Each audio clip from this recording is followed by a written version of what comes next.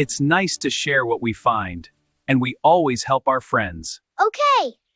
Look, Farmer, a new egg. Well done, that's a fine egg. Can I keep it? Of course, let's go show the others. Let's share these eggs. I'll push the cart. Woo!